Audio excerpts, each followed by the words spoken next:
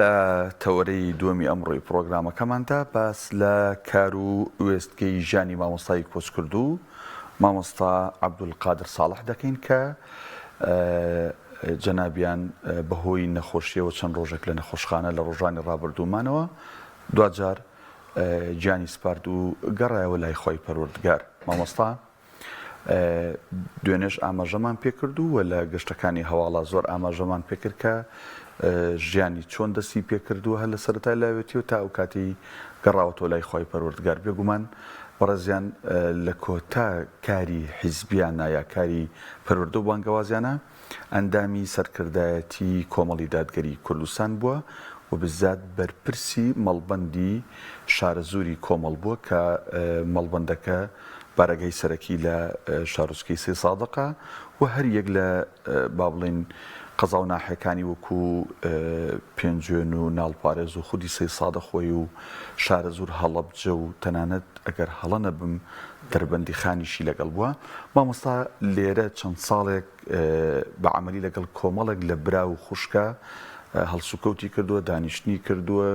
سەفەریان کردووە، ئیشوکاری بانگەوازیان کردووە. ئێمە ئەمڕۆ میوانداری زۆر بەڕێز مامۆستا عیرفان عوسمان کارگەری مەڵبەندی شارەزووری کۆمەڵی دادگەریمان کردووە کە بەڕێزیان ماوەیەکی دوور و درێژە لە خزمەت جەنابی مامۆستای کۆچکردو مامۆستا عەبدولقادر ساڵح بووە. بێگومان بەشێکی زۆری ژیانی مامۆستا لەگەڵ خوشک و براکانی و هاوڕێ و هاوکار و هاوخەبات و ئەوانیدا ئاشکرا بوو. مامۆستا زۆر بەخێر بیت. زۆر سپاس کاکدانا. خۆزگە میوانداری ئەمڕۆی جەنابت لەسەر بابەتێکی دیکە بووایە نەک لەسەر وفاتی مامۆستا هەمومان بەداخین، بەڵام بەڕاستی ئێوە کە ماوەیەکی زۆرە لە خزمەت جەنابی مامۆستا و پێکەوە بوون لە ڕووی حیزبیە و بەرپرس و براگەورەی ئێوە بووە. من حەزەکەم هەل سەرەتا لێوە دەست پێ بکەم ئاشنابوونی جەناب لەگەڵ مامۆستا بۆ کەیە گەڕێتەوە، چۆن مامۆستات ناسی و بەعام ئەوەندەی ئەم چەند ساڵە پێکەوە بوون لە کاروباری دەعەوی و بانگەواز و حیزبیە مامۆستا پیاوێکی چۆن بوو بەڕاست؟ سەرەتا ناسینی من بۆ جەنابی مامۆستا عەبدولقادر خوای گەورە لێی خۆش بێ و دەڕەجاتی عالی بکات دەگەڕێتەوە بۆ سەرەتایی ساڵەکانی 2001 و 2002 ئەو کات جەنابیان ئەندامی مەڵبەندی یەک بوون لە هەڵەبجەی شەهید لەوێ کاریانە کرد. من لێوە لەو وێزگەی مامۆستا و مامۆستا دەناسم و ئەوانە 20 ساڵێکی بەڵێ تەقریبەن 20 ساڵێکە من مامۆستا دەناسم. بەڵام ئەوەندەی کە پێکەوە کارمان کردی بێ و لەگەڵ جەنابیان تێکەڵ بوو بێتین و ڕۆژانە و شەوانە بێکەوە کۆنتاکمان هەبوو بێ تقریبا 8 بۆ 9 ساڵێکە بێت، چونکە لە سەرەتای ساڵی 2015ەوە جەنابیان بوونە بەرپرسی مەڵبەندی شارەزوور و لە سەید سادق دەست بەکار بووە. ناسینی من و بە شێوازی تێکەڵبوون و پێکەوە کارکردن دەگەڕێتەوە بۆ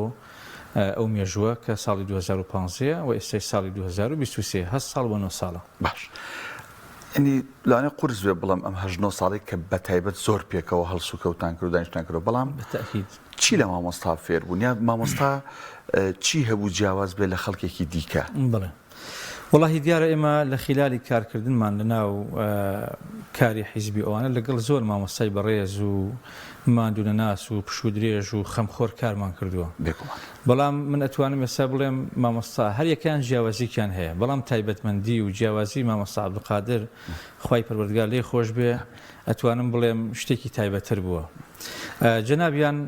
وەکوی کە بەرپرسمان بوو براگەورەمان بووە ئەتوانم بڵێم مامۆستاشمان بووە. زۆر لایەن و جانب هەیە کە ئێمە لە مامۆستاوەشتی نوێی لێ فێر بووین لە ڕاستیدا. مامۆستا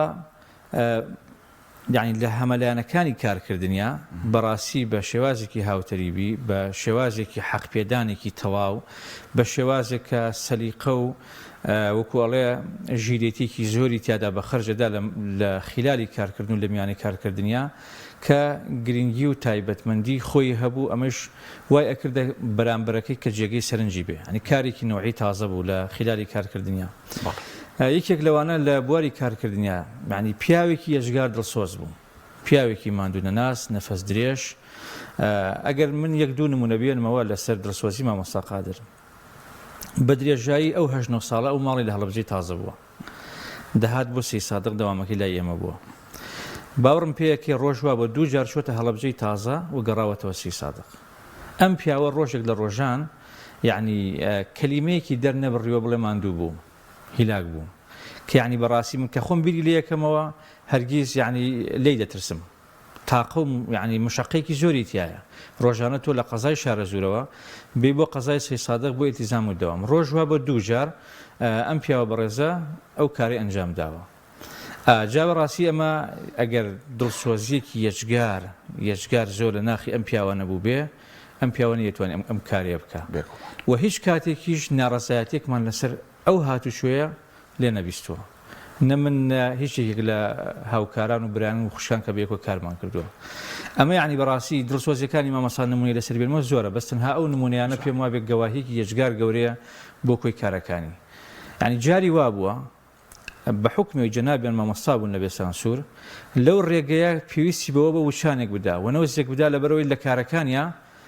لەوێ یعنی وەکو ئەڵێ چالاک بێت لە ڕێگە لە تەپی کەرم یا لە یەکێک لەو گوندانە لە گوێ جادەکە لای داوە سەرخەوێکی دەدەقەیی شکاندووە بۆی کە بتوانێت کە هاتە ئێوە دەستی بەکارکردن و کایە کۆمەڵایەتی و یاخود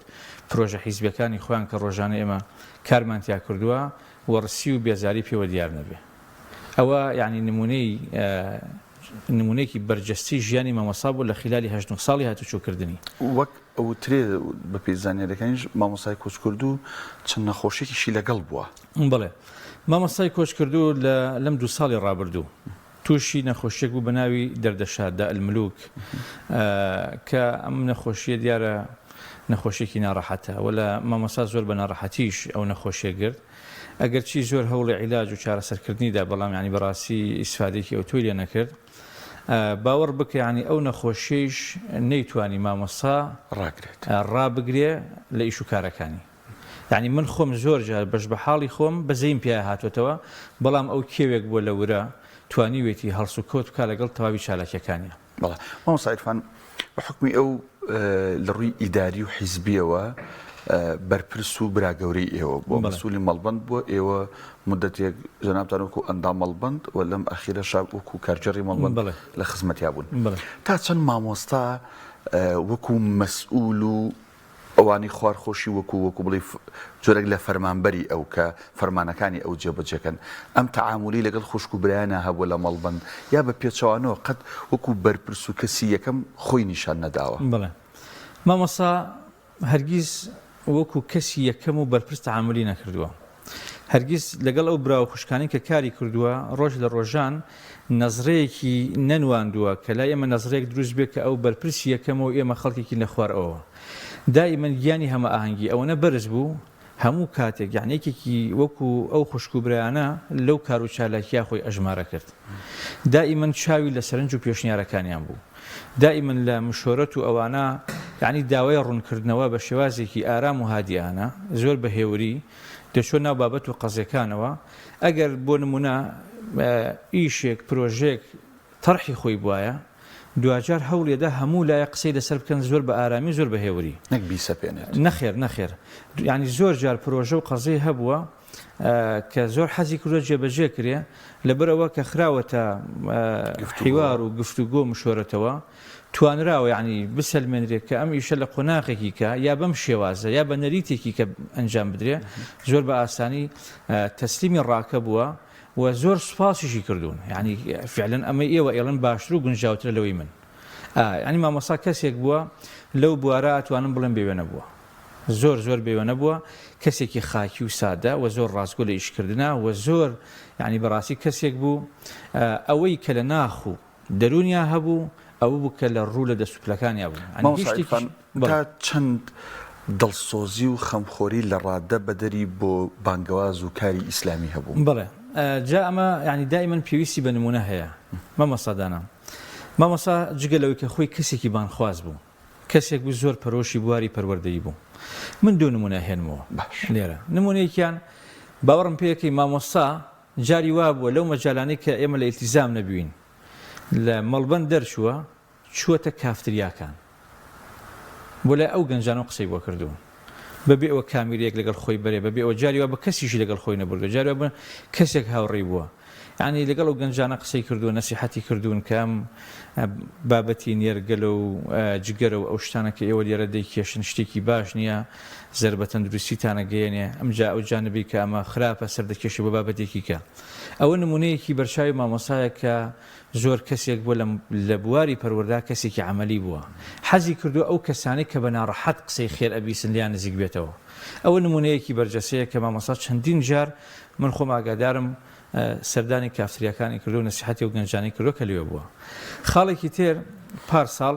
هەر لە بواری پێ خۆش بوو ئێمە فیستیڤالەکەین بە ناوی پرشنگی قورئان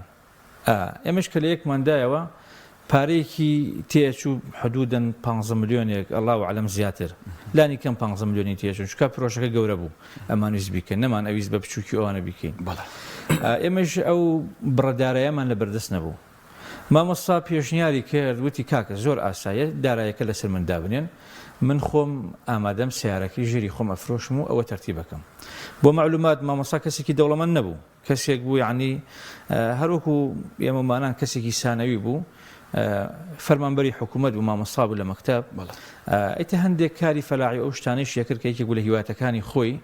مامۆستا لەگەڵەوەی کە ئەندامی سەرکردایەتی بەرپرسی مەڵبەند بوو لە خارجی دەوامی خۆی یعنی لە دوای مەلابانگدان کە کاتێکی فراغ بوو بۆ ئەو ئەچوو ئەو ڕسخوهینەی کە ئیکرد لە عەلوەکەی سلێمانی جاری وای ئەوانە چوو ساقی کردەوە هەنی پیاوێکی خاکی ئەوانە بوو جا ئەو پارەی کە دەستی ئەکەو معنی مناعەتی نەبوو لە یەک شوێنە لە پێناوی خۆی پەروەردگارە بیبەخشێ کە من نمونەی زۆرم لە بەردەسە بۆ خۆم شاهید حاڵێکم من بە حکمەوەی سەرباری کارەکەی خۆم کە کارگێڕی مەڵبەندم هەمە ئاهەنگم لەگەڵ دەستگای خێرخوازی بەخشین زۆر جار خەڵکێکی فەقیر و هەژار بە تەلەفۆن یا ڕووی لە من ناوە ئەگەر مامۆسام لەگەڵ بوو بێ یەکسەر جوابم داوەتەوە ئیشارەتی لێ کردوم بەبێ ئەوەی کابرا ئەگەر لە ڕوو بێ ئاگادار بێ یاخود کابرای تەلەفۆن دەنگی ببیسێ پێی وتوم وعدی بەرێ من خۆم بۆی جێبەجێیەکەم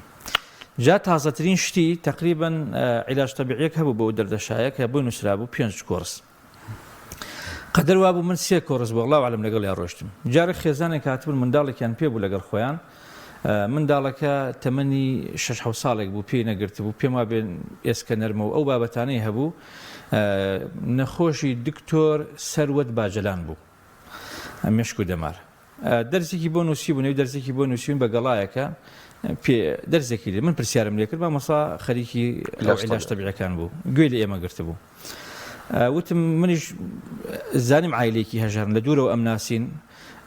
مفاتەحەم کرد بۆ ئەوی کە وتم وەرن لای ئێمە لە بەخشین بەڵکو شتێکتان بۆ بکەین بتوانین چەند دەرزێکتان بۆ دابین بکەین مامۆستا ئیشارەتی کرد وتی تۆ وعدی بەرێ من بۆ یەکڕم دەرزەکان یعنی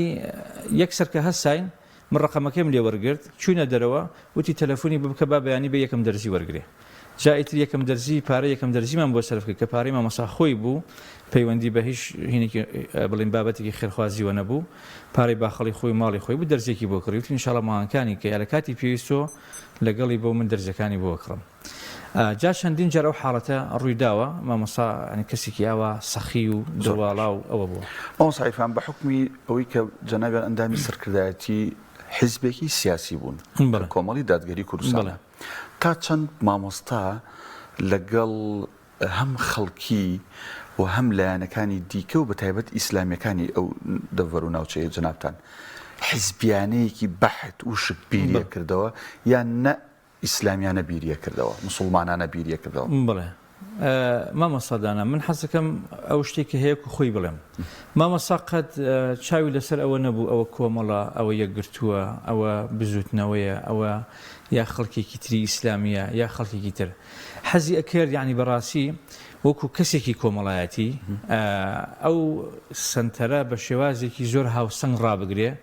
لەگەڵ هەموو لایەکە علاقێکی زۆر باشی هەبوو و پەیوەندێکی زۆر باشی بوو حتا تەوسیە و ئامۆژگاری خەڵکی شێکرد بە تایبەتی لە ناو ئیسلامیەکان ینی زۆر جار هەندێک شتی ئەبیست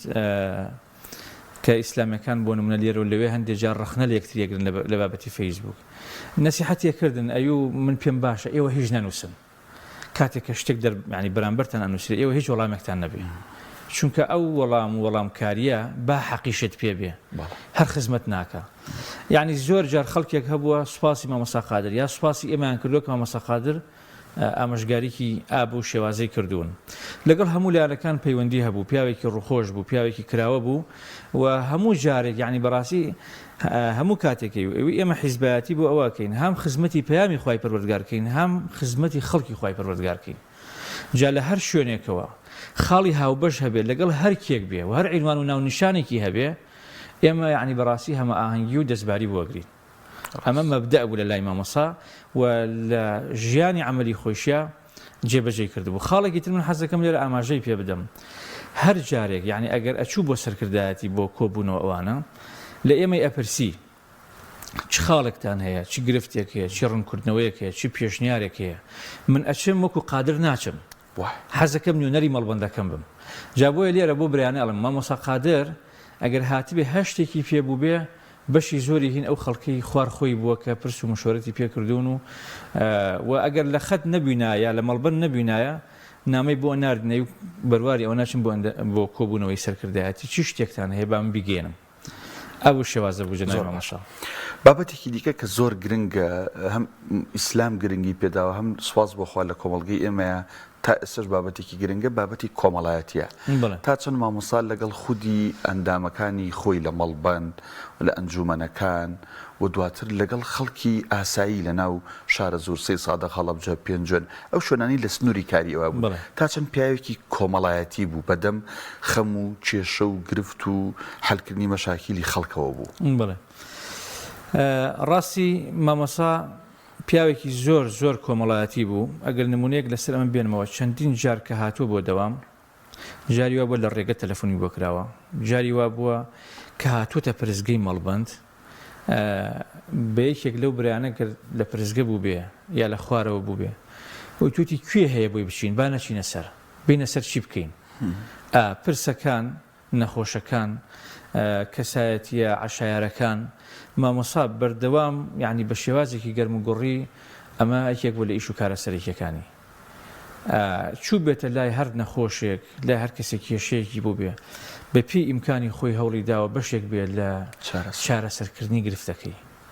ئەو مامۆسا لەوە ئەتوانم بڵم سنووری تێپەڕاند بوو زۆر ڕۆژ هاتووە بۆ دەوام نەتاقی بەیانەکەین تا قیوارەکەی نەهاتوۆتە سەرەوە بە ژوورەکەی خۆی لەسەر کورسی دانیشە بەڵێ بەڵێ نەخێر نەوڵا کوێ هەیە بۆی بچیت من دانانیشم لە خزمەت تانابم بە شەو بە ڕۆژ جایەکێک لە یعنی ئەوەی کە لە مامۆسادا دیاردە بوو و نمونەیەکی بەرجەستە بوو هەرگیز یعنی لە قسەکان یا بە شێوازێکی زۆر ئاسایی قسەی ناکرد هەر بە قوربانتان بم بە ساقەتان بم بە ئەوە بکەین بە ئەو کارە بکەین یاڵا با دەست پێ بکەین یعنی تەلەفۆنێک نەبووە بە ناوی خۆتەوە ینی جواب بداتەوە بەڵێ گیان بەڵێ بە قوربان لە خزمەتانە من بە قوربانتانە بم بەردەوام ئەمە ینی لەو کەلیمانە بوون کە مامۆسا زۆر لەگەڵ ئێمەمانان کە پێکەوەی کارمانەکە لەگە خوشکبرایان دووبارەیە کردەوە و لەگەڵ ئەنجومەنەکان بە هەمان شێواز لەگەڵ ئەو ڕێکخراوانە چی تەندروستکاران چ قوتابیان چی مامۆسایان بەو شێوازە یەکێک لەو ینی تازەترین بەرنامەی مامۆسا ئەوە بوو کە سەرجەم ناوی ئەو مامۆسایانی کە هەمانە یا ئەو مامۆسایانی ترکە لە دەرەوەی بڵێن بواری حیزبی و کاری ڕێکخراوەی کۆمەڵن کە من ئامادەم بەم نەخۆشیەوە شەو و ڕۆژ بەسەریان کەمەوە بچمە سەردانیان بکەین مامۆسایانی بەڕاستی پیاوێکی نەفساو بوو لە بوارە مامۆسا عیرفان بێگومان هەموو کەسێک بە ئەندازەی خۆی ڕۆڵ و کاریگەری هەیە بەڵام ئەتوانین بڵین مامۆسا عەبدولقادر خۆی پەروەردگار دەرەجەی عالیکە بە ڕۆیشتنی بە وەفاتکردنی هەم لە ڕووی کاری حیزبی و ڕێکخراوەییەوە بۆ کۆمەڵ هەم لە ڕووی کاری بانگەوازیەوە بۆ عام کلێنێکی گەورە بەجێی هێشتووە بڵێ مامۆستادانا ئێمە قەناعەتمان وایە ئێمە خەریکی پەیام و کارێکین کە لەلایەن خوای پەروەردگارەوە سەرچاوی گرتووە ئەمە ئیمانمانە ئەمە قەناعەتی تەواومانە ئەم کارەی خوای پەروەردگار لە هیچ شوێن و لە هیچ جێگەیەک پەکی ناکەوێت خوای پەروەردگار شاسوارانی خۆی بۆ نێرێ بەڵام قەزێک هەیە ئێمە دانی پیانین مامۆسا قادر شاسوارێک بوو لە ڕابوونی ئیسلامی خەسارەتێک بوو نەک بە کۆمەڵی دادگەری بە ڕابوونی ئیسلامی گەیشتووە بەڵام هیممەت بەرزی برایان و خوشکانی قوتابیەکانی ئینشاءڵڵا ئەگەر ئەستەمیش بێ ئەو بوارە پڕەبێتەوە بە ئیزنی خوای پەروەردگار بەڵام پڕبوونەوەی ئەو بوارە نیشانەی ئەوە نییە کە جەنابی مامۆسا قادر یعنی وەکو بڵێ وەکو ئەستێرێکی گەشاوە دەرنەکەوێت لە ئاسمانی ڕابوونی ئیسلامیان نەخێر مامۆستا قادر وەکو خۆی دەمێنێتەوە چکە دڵسۆزیەکەی لێبڕاویەکەی نەفەس درێژیەکەی ئەو جوهد و چالاکیانەی کە مامۆستا بە گەرمگوڕی ئەنجامی داون نایەڵ یعنی بەڕاستی مێژووی مامۆستا لە ڕابوونی ئیسلامیا بمرێ ڕاستە هەرچەنە تازەیە بەنیسبەت هەمومانەوە کۆڵە گەرما و گەرمە با وردە وردە چەند ڕۆژە تێپەڕێ و جەنابتان بچنەوە مەڵبەند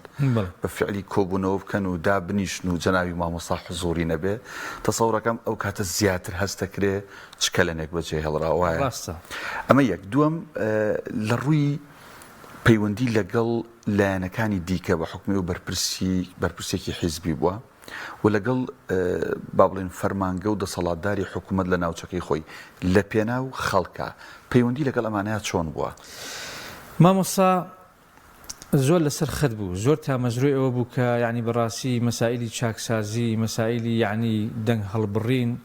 لەگەڵ خەڵکی مەزلوم و لەگەڵ خەڵکی بێخزمەتگوزار و ئەوانە یعنی دائما هاوسۆز و هاوکار و هاوتەریب لەگەڵیان ئەڕۆیشت بۆ ئەمەش ئەگەر نمونەیەک بێنینەوە ئەو کاتانی کە بڵێن خۆپیشاندانەکان لە سێ سادق دەکران و بەداخەوە هەندێک جا بەلاڕێیا ئەبران کە ئێمە جارێک لەو جارانە هاتن بارگاکەی ئێمەشیان سووتان جەنابی مامۆستا هەر پێش ئەوەش ینی قەناعەتی ئەوە بوو کە ئەگەر ئێمە ئەم بارەگەیانمان بسووتێ و تێک بدرێ و بڕوخێنرێ و ئەوانە هیچ کاتێک گرنگتر نییە بە ئەندازەی خوێنی گەنجێک لەو گەنجانەی کە نەبوونی خزمەتگوزاری نەبوونی لێپرسینەوە ژیانسازی ئەم شتانە کە وای لێ کردوون کە ئێستا بێنە سەر ئەم جادە بەم شێوازە هەڵسو کۆت بکەن فعلەن ئەوە ڕوویدا یەکسەر ئێشتا دووکەڵ و ئاگرەکە بە توندی بەرۆکی بارگاکە ئێمەی گرتە بوو مامۆستا لە دوانێکیدا بۆ کەناڵەکانی ڕاگەیاندن یعنی ئێشتا تەییدی ئەو خۆپیشاندانانی ئەکرد و ئەیود من لەگەڵ ئەوانم و دڵۆپێک خوێنی ئەوان لە لای من لە هەموو شتێک گەورەترە و لە لای من لە هەموو شتێک بەهاترە لانێ فەرمانی بە پاسەوانەکانیش کردوێت کە هیچ بەتەئکید ئاماژەم پێدا کۆبوونەوەی بە هەموو لایەکمان کرد یعنی ئەوەی ودوتی من دڵۆپێک خوێنی ئەو خۆ نیشاندەرانە لای من لە هەموو شتێک گرنگترە و لە بیناکە و لە هەموو شتێکەتیایەتی زۆر باش کاتمان نەماوە چەند لەسەر مامۆستا قسەکەین هێشتاکەمە بەڵام شتێکەگە من باسم نەکرد بێ لێم نەپرسی بێتی بابەتێک بیرمان چوو بێ بە ضروری بزانی لەسەر خودی جەنابی مامۆستای کۆچ کرد و خۆی گەورە دەرەجەی بەرزکاتەوە چی لە کۆتایە پێمان بڵێ؟ وەڵام من لە کۆتایە شتێکەڵم ئەڵێم مامۆستا قادر کە ئێمە بینە هاوڕێی کە بینە برا پێکەوە کارمان کرد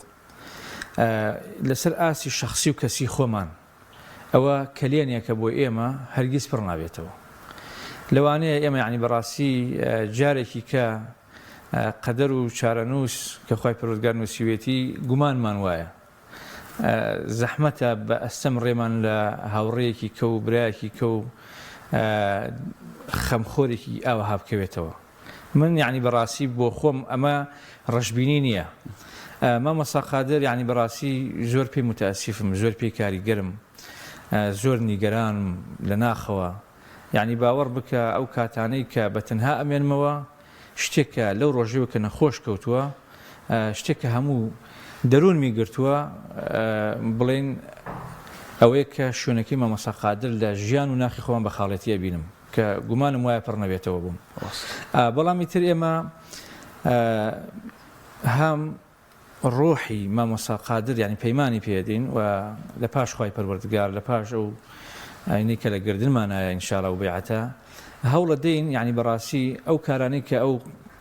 خواستی بوو تەواویان کە ئێمە تەواویانەکەین بێژنی خوا و ئەو ڕێبازی کە ئەو لەسەر ڕۆشتووە و کە ئامادە بوو بە یەک دقە هەموو سەرۆت و سامان و ماڵی خۆی پێبەخشێ ئێمە ئینشاڵڵا قوربانی بۆ دەین و لە خەمی ئەبین و ئینشاڵڵا پێی دەڵێن جەنابی مامۆستا قادر بە یادی دیدار ئینشاءڵڵا هەرچەنە بەڕاستی لە خەستەخانەی بەخشین ئەو هەموو خەڵکەی کە بە پەرۆژ بوون و لە تۆڕە کۆمەڵایەتیەکان و دوێنێک کە لە مەراسیمی بەخاک سپاردن و پرسەکەیە ئەو هەموو خەڵکو و مامۆستا و کەسانی کە بەڕاستی دڵیان پەرۆژ بوو بۆی ئەمە نیشانەی ئیشەڵڵا ینی چۆنەڵی ختامێکی باش بۆ جەنابی مامۆستا بە جۆرە لە جۆرەکان ڕاستە. خۆی پروردگار دەرەجەی عالیکە ئینشاءالله زۆر بەڕێز مامۆستا عیرفان عوسمان کارگەری مەڵبەندی شارزۆری کۆمەڵی دادگەری سوپاس بووی کە لێرە میوانی ئێوە بووی لەسەر ژیانی مامۆستا بەشێک لە ژیانی مامۆستا قسەمان کرد. سوپاس بۆ جەنابیشتان سوپاس بۆم دەرفەتە لێرە دوعای خێر بۆ جەنابی مامۆستاکەین خۆی پروردگار لێ خۆش بێ و دەرەجاتی عالی بکە. دەستان خۆش بێ سلام دەستان خۆش بێ.